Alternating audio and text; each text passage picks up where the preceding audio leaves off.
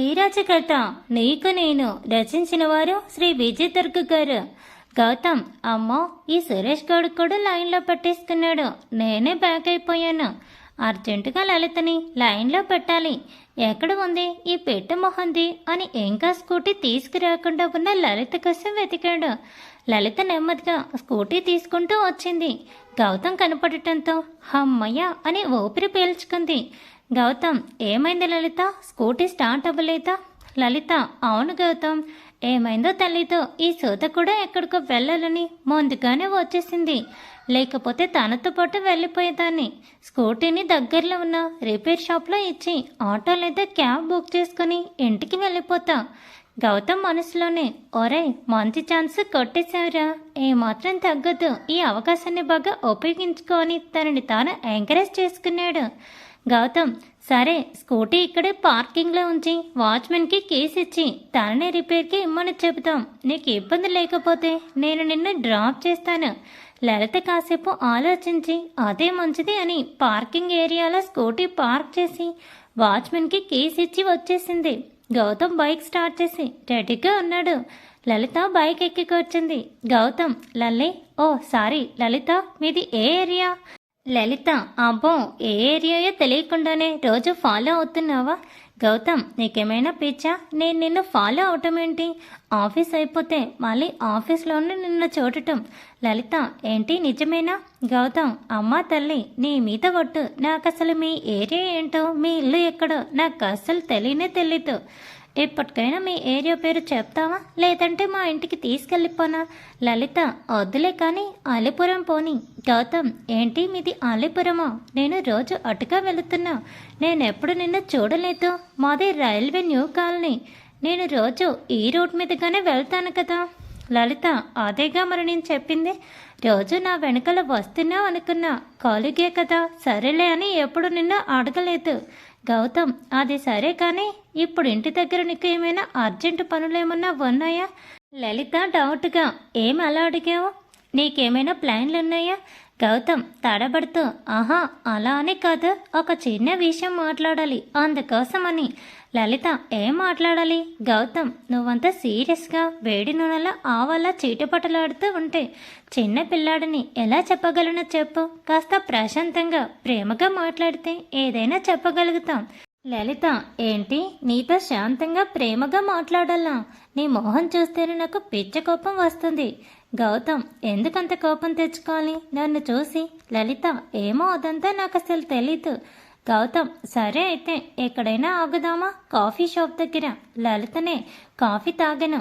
గౌతమ్, మరి ఎక్కడికి వెళ్దాం చెప్పు. లలిత తీవ్రంగా ఆలోచించి, సరే పద, ఏదన్నా రెస్టారెంట్కి తీసుకెళ్ళా. గౌతమ్, ఈ టైంలో రెస్టారెంటా? లలిత, ఈ టైంలో రెస్టారెంట్కి వెళ్ళకూడదని ఏమైనా రూల్ ఉందా? పోలీసులు అరెస్ట్ చేస్తారా? గౌతమ్, అలా అని కాదు, లంచ్ టైం డిన్నర్ టైం కాదు కదా, అందుకే అన్నా.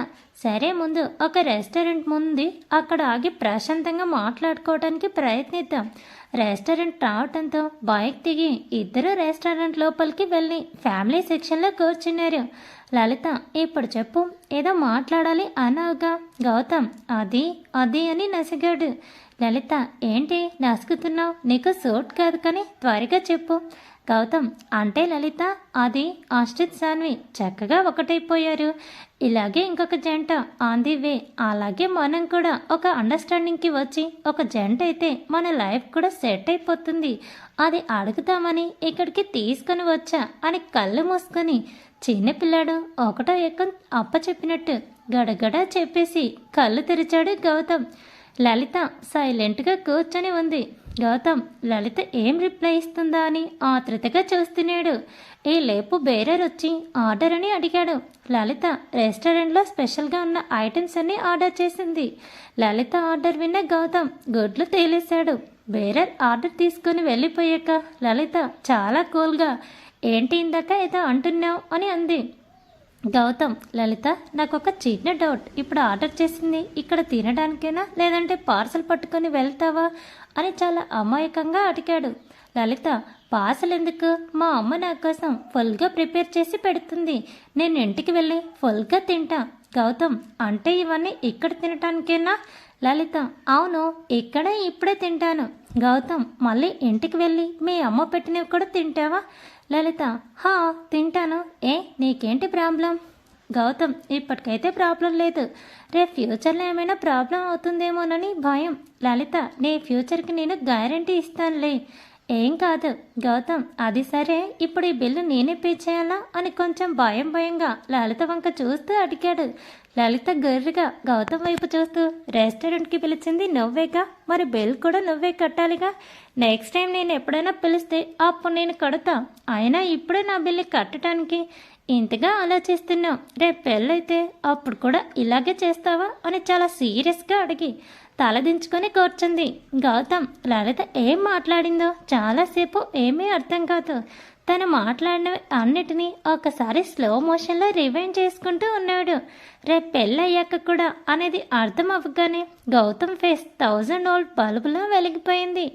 గౌతమ్ ప్రేమగా లల్లి ఇది నిజమేనా, అంటే నీకు ఇష్టమేనా అని చాలా ఎగ్జైటింగ్గా అడిగాడు.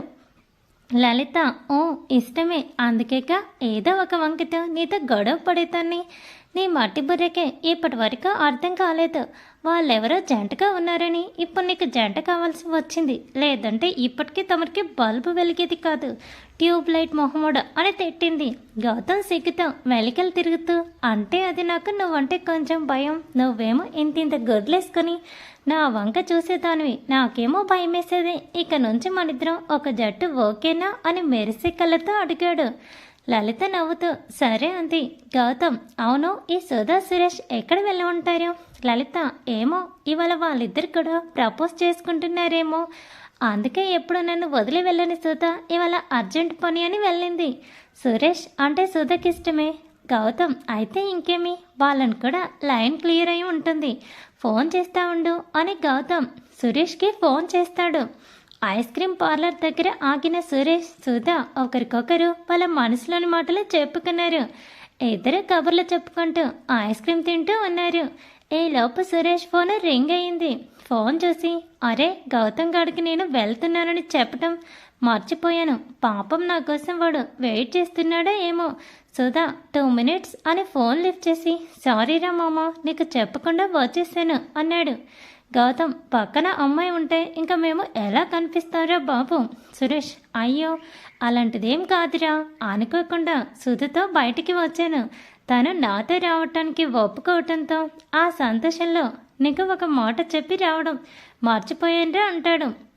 గౌతమ్ సర్లేరా, ఇంతకు ఏమైంది, కాయా పండ? సురేష్ సిగ్గుపడుతూ కూల్ స్ట్రాబెరీ ఐస్ క్రీమ్ రా. గౌతమ్ నవ్వుతూ సర్లే, ఇప్పుడు ఎక్కడున్నారు? మేం కూడా వస్తాం. సురేష్ ఒక్క క్షణం ఆగి మేం కూడా వస్తున్నావు అంటున్నావు, ఇంకా ఎవరైనా ఉన్నారా నీతో? అసలు ఇంతకు నువ్వెక్కడున్నావు? గౌతమ్ సిగ్గుపడుతూ అంటే మామ నా పొలంలో కూడా మొలకలు వచ్చాయిరా, లలిత ఓకే చేసిందిరా, మేమిక్కడ రెస్టారెంట్లో ఉన్నాము. సురేష్ వారిని అసాధ్యుడురా నువ్వు, సరే మేము ఐస్ క్రీమ్ పార్లర్లో ఉన్నాం రండి అని నవ్వుతూ పార్లర్ అడ్రస్ చెప్పి ఫోన్ కట్ చేశాడు. శాన్వి ఆఫీస్కి రెడీ అయి హాల్లోనే కూర్చొని ఆశ్రిత్ కోసం వెయిట్ చేస్తూ ఉంది. ఈ లోపున హఠాత్తుగా మెయిన్ డోర్లో నుంచి ఒకరు స్పీడ్గా వచ్చి శాన్వి మెడ చుట్టూ గట్టిగా చేతులు పట్టు బిగించారు. కానీ ఎంత పెనుగులాడినా ఆ వ్యక్తి పట్టు వదలటం లేదు. సడన్గా హాల్లో నుంచి మూలుగుల శబ్దాలు వినపడేసరికి కిచెన్ నుంచి శాంతి గారు, బెడ్రూమ్ నుంచి ప్రసాద్ గారు పరుగెత్తుకుంటూ వచ్చేసారు. అక్కడ జరిగేది చూసి నవ్వుకుంటూ ఎవరి పనిలో వాళ్ళు వెళ్ళిపోయారు. కాసేపటికి ఆ వచ్చిన వ్యక్తి శాన్విని విడిచిపెట్టి పక్కన కూర్చుంది. శాన్వి గట్టిగా ఊపిరి పీల్చుకొని అబ్బా నొప్పి, ఎంత గట్టిగా నొక్కావే అని ప్రణవి వీపు మీద 4 వారించింది.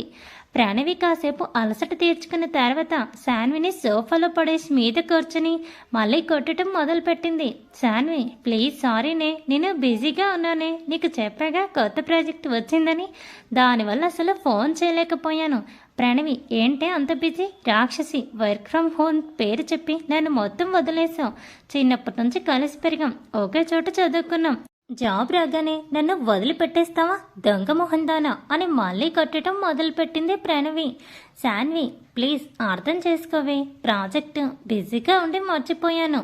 ప్రాజెక్ట్ వర్క్ నిన్నే కంప్లీట్ అయింది, ఇవాళ ఫ్రీ అయ్యా. నిన్న నైట్ కాల్ చేద్దామనుకుంటూనే మర్చిపోయి నిద్రపోయాను.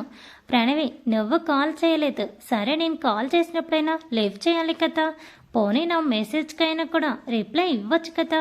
శాన్వి సారీ, నేను ఫోన్ చూసుకోలేదు, రియల్లీ సారీ, ఇంకెప్పుడు అలా జరగదు. ప్రణవి నిన్న ఎంత ట్రై చేశానో, మార్నింగ్ ఎన్ని కాల్ చేశానో తెలుసా, నువ్వు అసలు ఫోన్ లిఫ్ట్ చేయలేదు.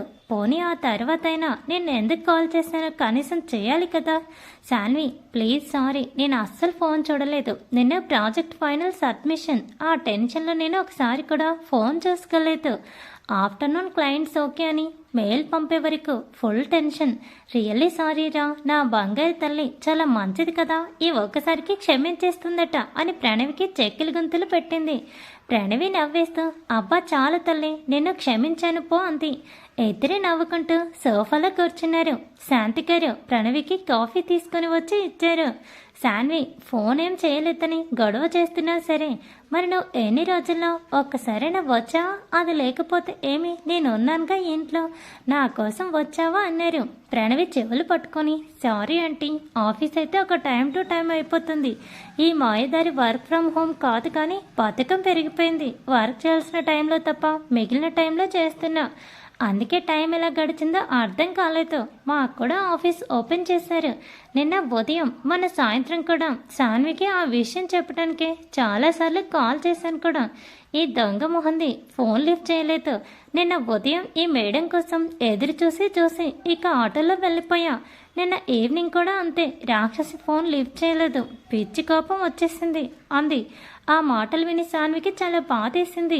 సిన్సియర్గా సారీ ప్రణవి, నిజంగా చూసుకోలేదు సారీ అంది. ప్రణవి అబ్బా సరేలేవే, అయిపోయిందేదో అయిపోయింది, అయినా ఇంకా బయలుదేరకుండా ఉన్నావేంటి, ఆఫీస్ టైం అవుతుందికా అంది. అప్పుడు శాన్వికి ఆశ్రిత్ గుర్తుకు వచ్చాడు. శాన్వి సిగ్గుపడుతూ అంటే ఇప్పుడు నేను నా స్కూటీ వాడటం లేదు, తను వస్తాడు నా కోసం అంది. ప్రణవి కళ్ళు పెద్దవి చేసి తాను వస్తాడా, ఎవరే శాన్వి, అది అది అని సిగ్గుతో చెప్పలేకపోయింది. శాంతిగారి నవ్వుతూ ప్రణవితో అమ్మా మీ ఫ్రెండ్ లవ్లో పడింది, ఆ అబ్బాయి మాకు తెలిసిన వాడే, అయినా ఫ్రెండ్ వాళ్ళ అబ్బాయి, అంతేకాదు మీ క్లాస్మేట్ కూడా, రోజు వచ్చి తానే తీసుకొని వెళ్తున్నాడు, తన కోసమే వెయిట్ చేస్తుంది. కుదిరితే ఈ వచ్చే శ్రావణంలో ముహూర్తాలు కూడా పెట్టుకుందాం అనుకుంటున్నాము అన్నారు. ప్రణవికి షాక్ మీద షాక్లు తగులుతున్నట్టుగా అనిపించింది. ఇంత తక్కువ టైంలో లవ్ చేయడం ఏంట్లో, ఇంట్లో అందరి పెళ్ళికి ఒప్పుకోవడం ఏంటో, ముహూర్తాలు చూద్దాం అనుకోవడం ఏంటో అనుకుంది. ప్రణవి మళ్ళీ కోపంగా అంటే ఇంత జరుగుతున్నా కూడా నాతో చెప్పాలని కూడా అనిపించలేదా అని మొహం తిప్పుకుంది. శాన్వి అబ్బా అని తల కొట్టుకొని మీ ఇంటికి వచ్చి నీతో డైరెక్ట్గా మాట్లాడి అప్పుడు చెప్పాలి అనుకున్నాను, అందుకే చెప్పలేదు. ప్రణవి ఆయన ఇంత తక్కువ టైంలో నీకు నచ్చిన వ్యక్తి ఎవరు, మీ ఇంట్లో వాళ్ళు కూడా వెంటనే ఒప్పేసుకున్నారు, ఎవరు ఆ అదృష్టవంతుడు. శాన్వి సిగ్గుపడుతూ తలదించుకొని ఆశ్రిత్ అంది. అంతే ప్రణవి అదిరిపడింది. వామ్మో ఆశ్రిత, ఆ ముద్దపప్పుని లవ్ ఎలా చేసావే, అయినా తను లవ్ చేయడం ఏంటి, ఇది నిజంగా 8వ వింతే. శాన్వి వెంటనే ప్రణవి నెత్తి మీద మొట్టి నోర్మొయ్, తానేమీ ముద్దపప్పు కాదు, చాలా మంచివాడు అంది. ప్రణవి అబ్బో చాలా దూరం వెళ్ళిందే, చెప్తా నోట్లో వేలు పెడితే కొరకలేదు అన్నట్టు ఉండే నువ్వు లవ్ చేయడం, ఇంట్లో వాళ్ళని ఒప్పించడం, పెళ్ళికి ముహూర్తాలు కూడా పెట్టుకోవాలి అనుకోవడం కూడా జరిగిపోతుంది. దేవుడా, ఇలా నెమ్మదిగా అమాయకంగా కనపడే వాళ్ళని అస్సలే నమ్మకూడదురా బాబు. అది సరే, ఇప్పుడు నేను ఆఫీస్కి ఎలా వెళ్ళాలి, తమరికి తమ ప్రాణసకుడు వస్తారు, మరి నా పరిస్థితి ఏంటో, ఏకో నారాయణ అని ఒక్కదాన్ని వెళ్ళడమేనా అంది. శాన్వి దిగులుగా అయిపోయింది. ప్రణవి నవ్వేస్తూ అబ్బా నువ్వేం ఫీల్ కాకు, నాకేమీ ప్రాబ్లం లేదు, ఇవాళకి నీ స్కూటీ ఇవ్వు, రేపటి నుంచి నా స్కూటీలో వెళ్తాను, అది ఇన్నాళ్ళ వాడక పక్కన పెట్టేశాను కదా, ఒకసారి సర్వీసింగ్కి ఇస్తే సరిపోతుంది. సాన్వి పాపం ఒకదానివే వెళ్తావా, నేను ఆశ్రిత్కి ఫోన్ చేసి చెప్తాను ఇటు రావద్దు అని. మనిద్దరం ఎప్పట్లాగానే వెళ్తాం. ప్రణవి అమ్మా తల్లి, ప్రేమ జంటను విడదీసిన పాపం నాకు అసలు వద్దమ్మా. ఇప్పటికే తను అక్కడ, నేను ఇక్కడ. అసలే ఫ్యూచర్లో పెళ్లి చేసుకోవాల్సిన దాన్ని ఆ పాపం తగులుతుంది. నీ స్కూటీకి ఇవ్వు చాలు, నేను హ్యాపీగా వెళ్ళిపోతాను. నువ్వు హ్యాపీగా నేను ముద్దపప్పుతో ఎంజాయ్ చేస్తూ వెళ్ళు అంది. శాంతి గారు వాళ్ళిద్దరి మాటలకి నవ్వుతూ లోపలికి వెళ్ళి స్కూటీ తీసుకొని వచ్చి ఇచ్చారు. ప్రణవి థ్యాంక్స్ ఆంటీ, ఈవినింగ్ వస్తాను అని వెళ్ళిపోయింది. ప్రణవి స్కూటీ స్టార్ట్ చేసి అటు వెళ్ళగానే ఆశ్రిత్ వచ్చి బైక్ హారన్ కొట్టాడు ఇంటి ముందు. గౌతమ్ సిగ్గుపడుతూ అంటే మామ నా పొలంలో కూడా మూలకలు వచ్చాయిరా.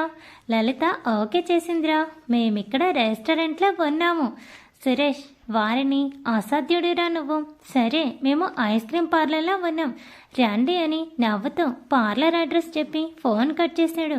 గౌతమ్ లలిత సురేష్ చెప్పిన ఐస్ క్రీమ్ పార్లర్కి వెళ్ళారు. అప్పటికే సుధా ఫుల్గా ఐస్ క్రీమ్లు లాగించేసింది. లలితను చూసి లలే రావే, ఇక్కడ ఐస్ క్రీమ్స్ చాలా బాగున్నాయి, నీకు ఆర్డర్ చేస్తా అని తను ఏమైతే తిన్నదో అవన్నీ మళ్ళీ ఆర్డర్ చేసింది. గౌతమ్ సురేష్ కళ్ళు ఇంత చేసుకొని వాళ్ళిద్దరి వైపే చూస్తున్నారు. సురేష్ నెమ్మదిగా గౌతమ్ చెవులో ఒరే ఇప్పటి వరకు ఇది ఈ పార్లర్లో ఉన్న అన్ని వెరైటీస్ ఏది వదిలిపెట్టకుండా పొట్టలా వేసిందిరా. ఇప్పుడు మళ్ళీ లలితను కూడా చెడగొడుతుంది. నీకు ఎంత వీలైతే అంత లలితని సుధకి దూరంగా ఉంచిరా బాబు అన్నాడు. గౌతమ్ తల పట్టుకుని ఐస్ క్రీమ్లు తిన్నందుకే నువ్వు అలా ఉంటే మా లల్లి పాప ఇప్పుడే రెస్టారెంట్లో ఉన్న అన్ని స్పెషల్ ఐటమ్స్ని శాంపిల్కి ఒకటి చొప్పున లాగిన్ చేసింది. మళ్ళీ ఇక్కడ ఐస్ క్రీమ్కి తల ఊపింది. నేనెవరితో చెప్పుకోవాలి అన్నాడు సురేష్. అయినా ఈ ఆడవాళ్ళు డైటింగ్ అంటూ తిండి మానేసి తిరుగుతూ అంటారు కదా, మరి మన వాళ్ళేంటి ఫుల్గా లాగించేస్తున్నారు. గౌతమ్ పోనీలేరా, అలా తినటం మంచిదే.